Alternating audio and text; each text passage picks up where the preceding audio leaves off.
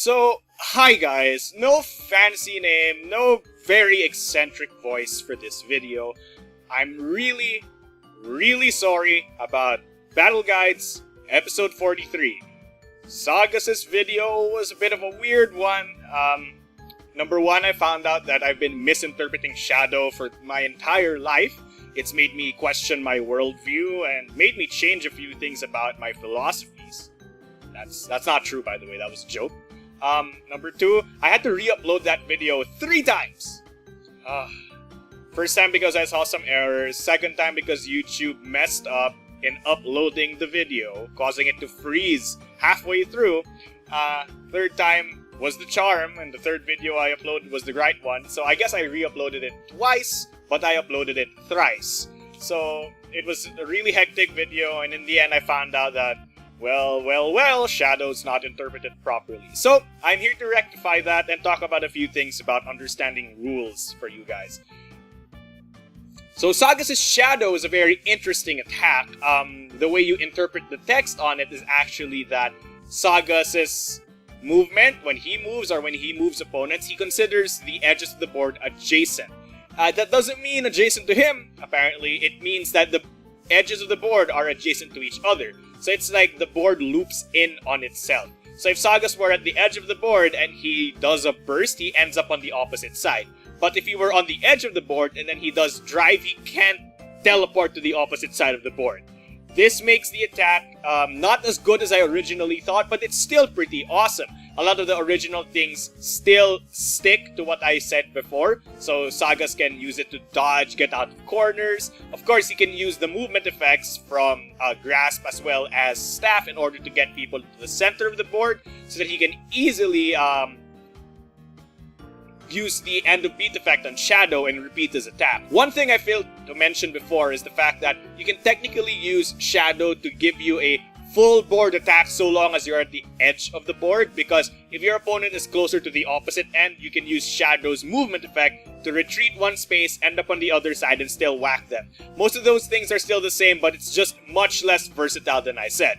Now when it comes to attack pairs, it's still very good with Staff, for all the reasons I've mentioned before, but because of the fact that it no longer is as OP as I thought it was, Burst is now the better attack pair with it because it allows you to warp around the board much easier, because most of the time, the only way to get to the opposite end of the board is to retreat past it.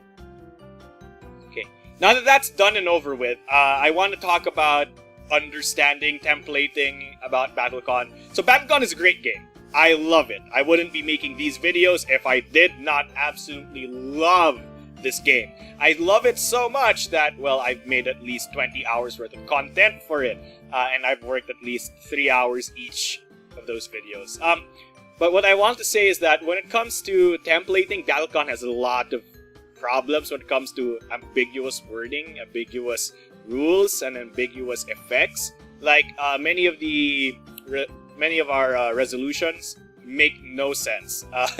Yeah, it's like the easiest example of that would be Lissandra's binding effect. It's like whenever your opponent activates a movement effect and you're suddenly like, what's a movement effect? What exactly is a movement effect? And there's this like long discussion about it, and then Brad, the designer, finally stepped in and said, okay, this is what the movement effect is. But in the end, it's like, that should have been clear from the start. So a lot of cards in BattleCON are kind of like that. They usually end up having multiple interpretations. Shadow, I think, is one of the worst examples because it's like, there are just so many ways to interpret it. Like, the edges of the board are adjacent to each other, or the edges of the board are adjacent to Sagas, or whatever. It's very confusing. So with that in mind, it kind of gets frustrating sometimes because you sometimes don't know if your attack should resolve this way or the other way, and sometimes if you win or lose based off some ambiguous wording, it can cheapen the experience, but that's okay. Next time, you know much better. So this is just a video of me talking about how sometimes it can be frustrating to see that the effects don't play out the way they're supposed to, but you know, I'm one of the playtesters for this game, and I guess it's just that we playtest a lot of these characters. There are like 50 plus of them. Oh my gosh, not even counting promos. So with that in mind, it's really hard to make sure that everybody is cohesively thought out, cohesively worded in such a way that there's no ambiguity at all. But we do try our best, and most of the time we get it right. Sometimes we get it wrong. Arek, Sagas, Luke, version 1. So we do try our best, and I hope you guys still have fun with the game, even if it isn't the most well-polished in terms of wording. Don't worry though, we are working on that.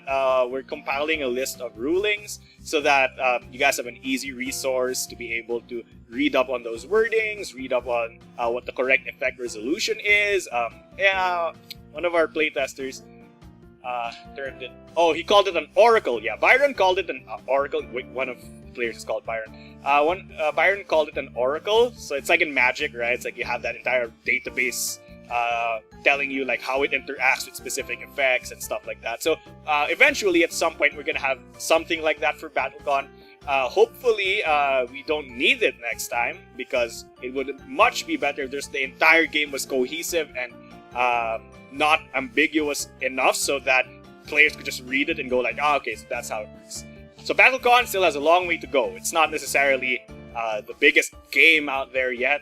There are other board games, other video games, a lot of other games. They're still more popular than it. But I have faith in how awesome BattleCon is, and I'm sure that the great community that's been with us this entire time will all contribute and make it way better than it is. Like, this year has been really great for BattleCon, from my perspective, because we're starting to get into like the deeper trenches of fandoms. I don't know. We're getting more fan art. We're getting fan fiction. If you saw that post on the Tumblr, and we're getting an oracle made up. So it's really good. It's really fun. And I'm sorry if you guys don't really know a lot about this kind of stuff, because it usually just happens in the inner circle. You guys know that inner circle that comes when it comes to game design. But if you all want to join the inner circle, you can just send me an email or whatever, and I'll link you guys to the Skype chat so you can talk to us directly. I'm always really open about letting people into that Skype chat, because it's way more fun with more people on it, and it's a great way to find games if you don't have anybody near your area. So to summarize this video, I was wrong about Shadow. I gave you like the lowdown on what Shadow should be. Wording at BattleCon's not the best, but we're working on it, and the community has grown so much, and I'm really, really happy at the way it's working out, and I'm really, really proud of all of us for contributing to such a great game. Oh, and number 5, if you want to get into the Skype chat where we do silly stuff, find games with one another, just talk about game design, and sometimes, heck, even Brad drops by and we just talk to him, ask him questions. Usually though, when Brad pops in, we just bombard him with like a bunch of ruling questions. It's like, is this how this works and stuff like that. And he's like, oh, this is how that works, this is how that works. And then he leaves. No, just kidding. He stays. It's a really fun thing to do. If you guys really, really want to join the chat, just shoot me an email or whatever. My email's in the description as always. So without further ado, don't forget your special action. And thank you, World of Indines. Thank you, and good night.